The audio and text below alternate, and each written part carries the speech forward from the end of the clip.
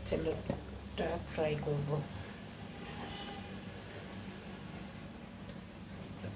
এগুলোকে টুকরো করে নেব এবং ম্যারিনেট করে রাখবো আধা ঘন্টার জন্য। মাছগুলোকে আমি পিচ করে নিলাম এবং লবণ দিয়ে ভালো করে ধুয়ে নিলাম।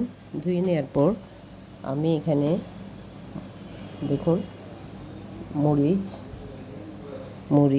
হলুদ, লবণ এগুলো দিয়ে ম্যারিনেট করে রাখার পরে তারপর উপরে যখন আমি ফ্রাই করব তখন দিয়ে দিলাম কর্নফ্লাওয়ার মিক্স করে তারপর আমি ফ্রায়ারে বসাই দিলাম।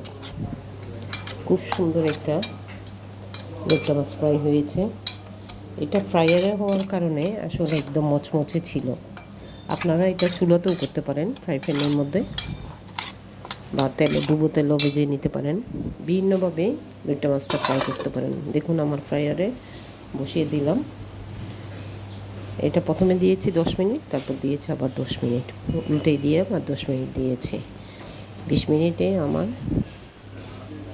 200 ডিগ্রি সেলসিয়াসে একদম 20 মিনিটে সুন্দর ফ্রাই হয়ে গিয়েছে লেট্টা মাছ। এটা আপনাদের জন্য শেয়ার করলাম।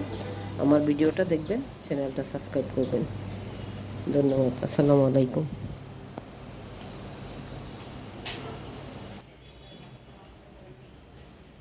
200 ডিগ্রি সেলসিয়াসে প্রথমে 10 মিনিট দিয়েছি, এখন আবার 10 মিনিট দেব।